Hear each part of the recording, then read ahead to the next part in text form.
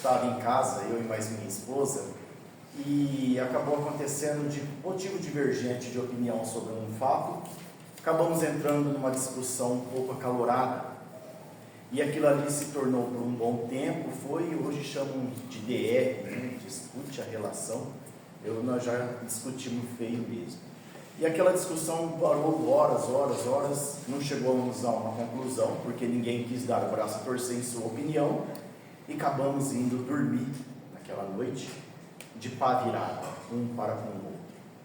E ali, ninguém deu o braço a torcer, porém no outro dia, como de costume, ela tem mania de levantar uma meia hora, 40 minutos mais cedo do que eu. E ela sempre me acorda depois. Só que nesse dia, eu tinha uma reunião muito séria, no qual eu tinha que estar de pé às 7 horas da manhã. Não podia passar disso, porque eu tinha que estar 8 e pouco no escritório. E aí, na minha razão, de pá virada, eu não quis conversar com ela, eu simplesmente escrevi um bilhete. Tenho uma reunião muito importante amanhã, me acorde às 7. E pus do lado da cabeceira dela. Não dei o braço a torcer. No outro dia de manhã, acordei, percebi que a janela já estava bem clara, o sol bem iluminado. Falei, nossa, deixa eu ver, olhei no relógio, já era 8h20. Aí, o que já era pá virada já virou ira, já virou nervosismo. Onde já se viu fazer isso comigo? Por que não me avisou? E aí, no que eu levantei correndo, um papel caiu do lado da minha cama, e estava lá, eu abri, são 7 horas, acorda. Resumo da história, perdi a reunião, perdi um bom negócio, e aí a coisa desandou mais ainda. E como que um sujeito desse vem falar aqui perante a vocês de comunicação e nem cumprimenta vocês? Nem deu uma boa noite? Boa noite, pessoal. Boa noite. Todos sejam bem-vindos. Que bom estar aqui com vocês mais uma vez. E o ambiente que nossa mente nos envolve, muitos pensaram, nossa, vem falar de comunicação e nem uma boa noite. Já chega contando uma história, está vendo como a nossa mente nos transporta para onde às vezes nem imaginamos? Quem não pensou não precisa levantar o braço, mas eu já sei que isso é fato para todos. Então vamos falar de comunicação. É uma simples historinha que eu contei para enfatizar, não que nós não discutimos sim, mas não foi isso bem dizer.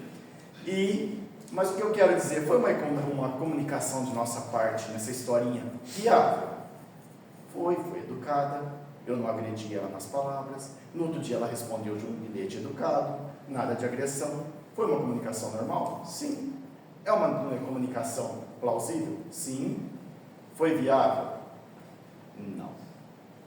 Tudo é uma comunicação plena. Depende de como colocamos e onde colocamos, que às vezes é eficiente para nós, na nossa razão, mas não na razão das pessoas que estão à nossa volta.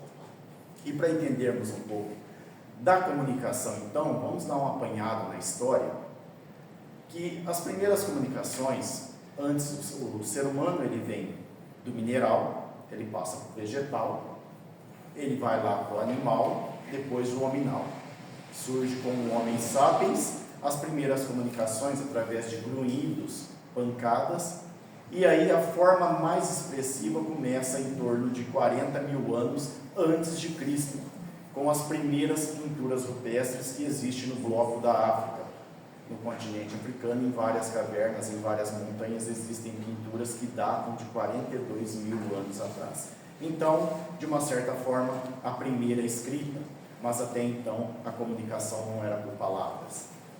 Com o tempo isso vai andando, e em torno de 6 mil anos atrás, mais ou menos a história já traz as falas, os primeiros linguajares das pessoas, dos povos, e juntamente já começa também os desenhos mais apurados, as primeiras escritas pelos sumérios, lá dos fenícios, depois os egípcios, e aí vem por volta de 4.500 a 5.000 anos atrás, com os gregos trazendo vogais para as consoantes que existiam, e a partir daí começa a filosofia, que é o conhecimento. Começa os debates, as retóricas, começam as escritas mais avançadas, e todos começam a se comunicar de forma ainda simples, mas já é uma comunicação ampla. E aí a coisa vai, o papel passa a ser inventado 105 anos depois do nascimento da era cristã, e aí ganha-se o mundo através do papel. Já não era mais papiro, que era muito trabalhoso produzir tudo aquilo, não era fácil. A comunicação, para todos, não era uma coisa acessível, somente para os reis, para imperadores. Pobres, pessoas mais simples, não tinham acesso à comunicação dessa forma, não conheciam, não tinham conhecimento, era até proibido em alguns casos. E aí anda-se então a comunicação, e ela vem avançando. Num apanhado mais recente, em 1447, a primeira prensa tipográfica é inventada, a prensa de Gutenberg. Eu, estudando esse tema, fui ver sobre essa prensa, e ela me chamou a atenção, até assistindo um programa na National Geographic esses dias, e estava mostrando as coisas mais malucas da épocas antigas, dos imperadores e de tantos outros que colecionavam coisas absurdas, caríssimas, né? E pela prensa de Gutenberg, em 1452, foram impressas 50 Bíblias. A Bíblia normal que nós temos, a primeira impressão dela foi pela prensa de Gutenberg. Isso é um fato só curioso, só para ilustrar na noite. E dessas 50, muitas se perderam na história. Outras faltam folhas, pouquíssimas estão completas. 2 pertencem ao Vaticano, em estado perfeito. E outras 3 estavam na mão de um excêntrico, que ele era o dono da Starline, que fabricou o Titanic. As 3 Bíblias dele, avaliada, ele faria mais 200 Titanics, se ele quisesse. Foi o preço que ele pagou para ter as 3. J.P. Morgan, que era o rei do aço na época, que ele veio para Nova York e tudo mais. Olha que absurdo que é, mas só para curiosidade. E a partir dessa prensa de Gutenberg, o conhecimento ele ganha um mundo, porque aí fica fácil, fica mais fácil, porque antes os livros, tudo era feito à mão, era copiado à mão, não eram todos que eram letrados e alfabetizados. Existe uma diferença muito grande entre pessoas alfabetizadas e letradas. Tem pessoas que alfabetizadas só escrevem o nome. O letrado já é aquele que consegue ler, interpretar, traduzir, explanar para mais pessoas. Isso é ser letrado. Então, dentro desse contexto histórico, chegamos até hoje na comunicação. E o que nos interessa bastante é a comunicação a partir de 1852, mais ou menos, daí para cá, que é a comunicação dos espíritos para conosco. Eu não vou entrar muito em detalhe, porque a maioria já sabe disso, mas é essa comunicação. Para mim, no meu entender, essa comunicação, ela se deu para deixar mais claro o qual era o intuito de Jesus para conosco. Por que essas comunicações chegaram até nós? Na verdade, sempre existiu. Se pegarmos no Antigo Testamento, temos os 10 mandamentos de Moisés, aquilo é uma psicografia. Então, a comunicação espírita sempre existiu. Ela só ganha uma forma mais acurada, uma forma mais avançada, que já chegou a hora da humanidade saber todos os detalhes. Porque Cristo, Ele nos trouxe todos esses detalhes. Só que ainda em forma de parábolas, não estávamos preparados, naquela época menos ainda. Então o Espiritismo ele vem trazer o conhecimento. E ele vem através da comunicação. Começa lá com as mesas dando pancadas, depois as mesas girantes ou as mesas que dançavam, como queiram. Depois ele passa para a psicografia por si só, que era uma cesta com um lápis enfincado no meio e ele escrevia sozinho. Depois passa para a reunião mediúnica através da psicofonia, da fala, e depois na própria escrita pela mecânica ou semi-mecânica. Enfim, esse é o sentido que vem. Mas ele vem de uma forma tão avançada, ele vem de uma forma muito rápida. Em 10 anos, sobre Allan Kardec, ele decodifica ali, bem dizer, os 1800 anos até então que ficou parado. E toda essa comunicação foi para nos trazer conhecimento, que é uma bênção de estarmos aqui hoje, buscando esse conhecimento. E para que todo esse conhecimento? Para nos tirarmos da primeira forma que Deus nos criou, simples e ignorantes. Simples continuamos a ser, porque essa é a simplicidade que Jesus quer de nós. Não arrogância, prepotência, mas Ele não quer ignorância. E é através do conhecimento, das comunicações, porque a comunicação é isso, em tudo. No nosso serviço, nas nossas famílias, com os nossos amigos, no nosso lazer, onde for a comunicação, ela tem que se dar através de um sorriso, através de um choro, através de uma escrita. Imagine as possibilidades de comunicações existentes. E como estão as nossas comunicações? Um pouquinho só que eu não falei boa noite, o que já passou na cabeça de nós? Como estamos nos desenvolvendo em nossas comunicações? Qual é o meio que estamos buscando para enfatizar tudo isso, para colocarmos em prática para aqueles que estão lá fora? Nós aqui dentro estamos buscando o conhecimento. Conheça a verdade, e a verdade vos libertará. Não foi isso que o Cristo deixou bem claro para nós? Eu sou o caminho, a verdade e a vida. Então, quando a mente não tem uma busca por algo que satisfaça, por algo real, nós partimos lá para o princípio de Mateus, no capítulo 15, versículo 18. A boca fala daquilo que o coração está cheio. E aí eu volto a perguntar, onde estamos buscando nossas fontes? Nada contra, porque eu também faço, não estou sendo hipócrita, mas só Facebook, só Instagram, só TikTok. E como estamos transmitindo essa mensagem lá fora? Através de um bilhetinho, porque eu não quero dar o braço a torcer, eu continuo sendo arrogante, como na brincadeira que eu fiz logo no início. Escutamos os nossos pares, realmente entendemos o que as pessoas querem falar. Vocês querem saber se vocês estão sendo bem ou não com as pessoas? Comece a ouvir. E se tiver um pouquinho mais de coragem, pergunte o que ela realmente pensa do que vocês falam.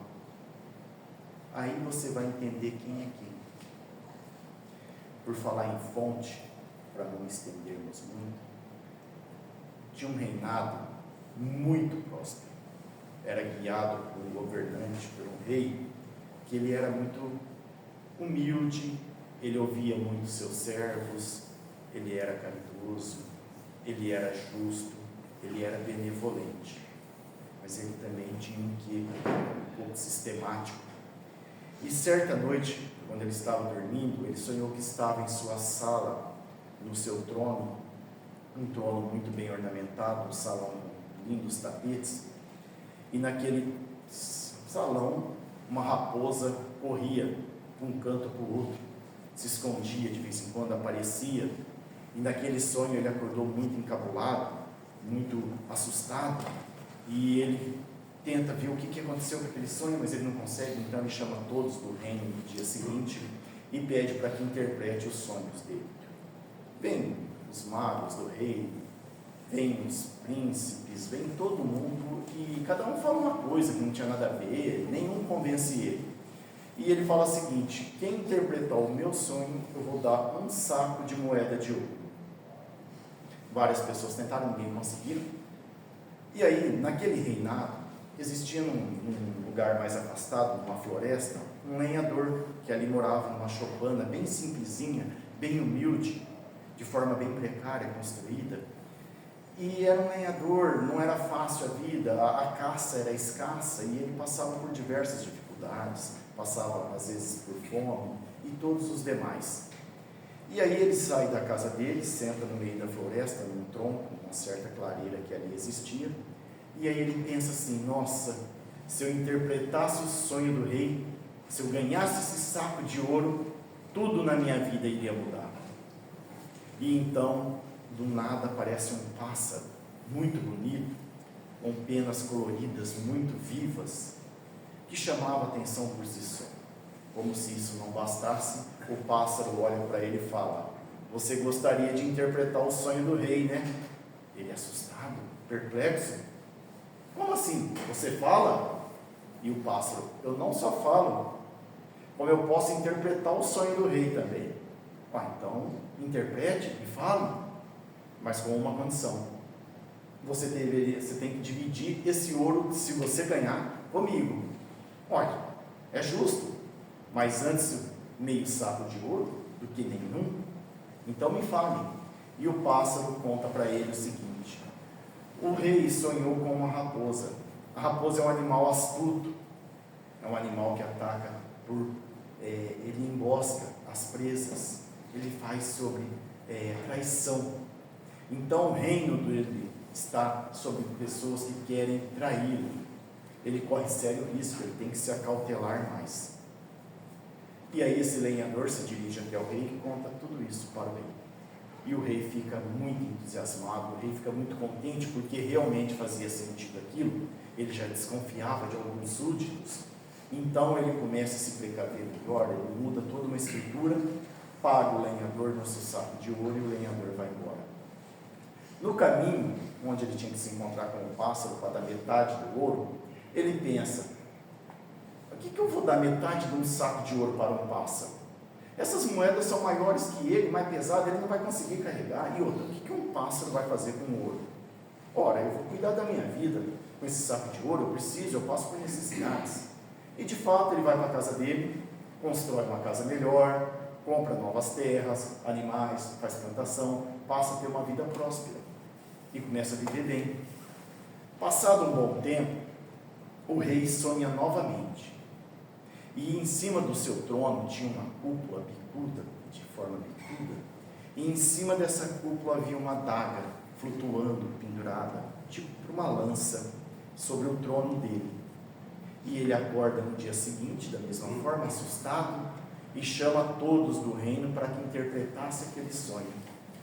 E da mesma forma, várias pessoas vão, vai, e ninguém consegue dar uma explicação lógica para o rei. Passa-se um tempo, ele fala: ninguém consegue interpretar.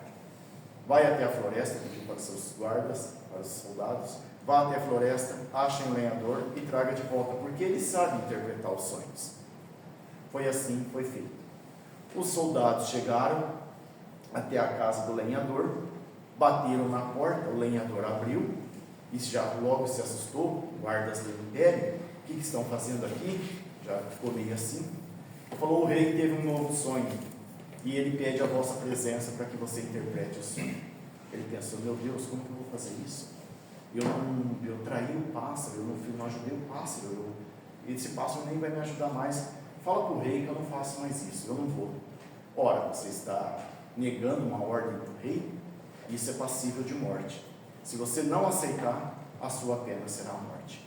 Ele falou: não, então faz o seguinte, eu preciso de um dia para interpretar esse novo sonho, e amanhã nesse mesmo horário estarei lá no reino e falarei tudo para o rei. Perfeito, isso é cabível. E aí passa, os soldados vão embora, ele vai para a floresta, senta nesse tronco novamente e começa a se lamentar, começa a chorar pelo ato que ele cometeu. Mas o pássaro volta e senta ao lado dele novamente. Ele diz: o rei sonhou de novo, né? Ele falou: sonhou, e eu não tenho nem coragem de olhar para você, porque a última vez você foi tão justo, foi tão bom comigo, e olha o que eu fiz com você. Ele falou: não tem problema, eu te ajudo agora. Parece que o rei está ofertando 2 sacos de ouro para quem interpretou esse sonho. Eu te ajudo, só que você vai ter que dividir esse ouro comigo. Não, tudo bem, eu vou dividir agora, eu divido, não vou fazer mal o que eu fiz. Perfeito. Fala para o rei que a adaga sobre sua cabeça é sinal de violência, é sinal de morte. Muitas pessoas em seu reinado estão sobre atos de violência, buscam a violência e podem matá-lo, para ele se precaver mais ainda, se fechar mais, se cuidar mais e tomar cuidado com quem o cerca, pois o seu reino está sobre essa influência. E ele vai conta da mesma forma para o rei, e o rei, realmente desconfiado já de algumas coisas, de possíveis envenenamentos, se tranca mais ainda, zela por tudo e paga o lenhador. O lenhador volta para a floresta, no lugar combinado com o pássaro, e vai. Só que aí ele pensa novamente, ele fala: gente, esse pássaro está me usando. Por que ele mesmo não vai falar para o rei? Ele quer que eu vou, aí eu ganho o ouro e eu tenho que dividir com ele, que nada fez? Não, mas eu vou acertar com esse pássaro. da seguinte forma: ele chegou no lugar combinado, pegou uma pedra, escondeu na mão, pôs atrás das costas. Quando o pássaro chegou, o pássaro sentou no que o pássaro sentou, ele tacou a pedra. Porém, o pássaro já sabia da intenção, era um pássaro sábio, já sabia da intenção do lenhador, e pulou e já saiu voando e foi embora. E o lenhador foi para casa, mais rico ainda, e passou um tempo. E o rei sonhou de novo. O rei que sonha, gente, pelo amor de Deus. Bom, enfim, ele sonha novamente, só que aí ele sonha que no seu reino existe carneiros pastando, todos juntos, vivendo em harmonia. Era muito bonito, era muito claro, era tranquilo.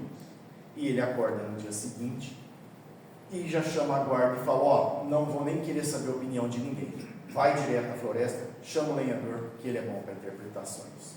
Tudo que ele falou aconteceu. E aí vai a guarda e acha o lenhador: o rei sonhou novamente, o sonho foi esse, assim, tal, você tem que ir lá interpretar.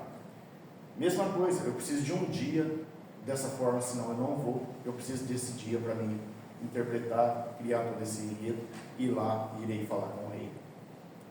E aí ele vai para a floresta, aí sim, triste, desolado, não sabia mais o que fazer. Senta no tronco, fica ali chorando, lamentando tudo que se passou, e o pássaro novamente pousa ao seu lado.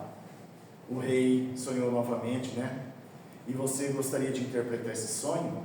Sim, ele está oferecendo 3 sacos de ouro agora, mas eu nem sei mais o que falar para você. Ele falou: não tem problema, depois nós acerta isso. Você divide esse prêmio comigo? Ele falou: eu divido. Divide-se. Então tá, vou acreditar em você. Contou, falou que os carneiros significavam a paz, que os carneiros significavam a harmonia, que os carneiros significavam o bem-estar, a prosperidade, a fraternidade, o amor um para com o outro. E aí ele vai até o rei, dirige-se ao rei e diz tudo isso. E o rei realmente viu que seu reino estava próspero, que tudo estava em abundância, tudo estava muito perfeito, concorda e paga os 3 sacos de ouro. E aí o lenhador volta à floresta, no local combinado, encontra o pássaro, fala: fui desonesto com você, fiz tudo o que tinha de errado. E ele dá a metade para o pássaro. E fala: espera que eu estou indo na minha casa buscar todo o restante que eu lhe devo. E o pássaro diz o seguinte para ele: para mim nunca foi ouro. Eu não tenho o que fazer com ouro, eu nem posso carregá-lo, não me interessa o ouro. Eu só quis te mostrar o que você usa, quem é você dentro desse reino. Na primeira vez, eu falei que o reino estava cheio de pessoas traidoras, gananciosas, arrogantes. Você era parte do reino, você me traiu, nada demais até. Na segunda vez, eu avisei que o reino estava tomado por pessoas violentas, pessoas que queriam cometer assassinato. E o que você tentou fazer comigo? A tua fonte era de assassino, você não ia ser diferente disso. E na terceira vez, o reino estava tomado por coisas boas, por pessoas justas, por pessoas honestas, e você está sendo honesto comigo. Você é o reino que você vive. Você bebe da fonte que lhe te dão. Vocês não têm culpa de pensar: nossa, que sujeito ignorante, nem boa noite falou, porque é a nossa fonte. E aqui eu falo mais uma vez, na comunicação que estamos buscando hoje. A fonte boa está aí para todos. Poucos querem ela, mas os que estão aqui querem. E é lá fora que nós vamos fazer essa fonte aumentar cada vez mais, em todos os sentidos: famílias, pais, mães, irmãos, esposa, e assim por diante.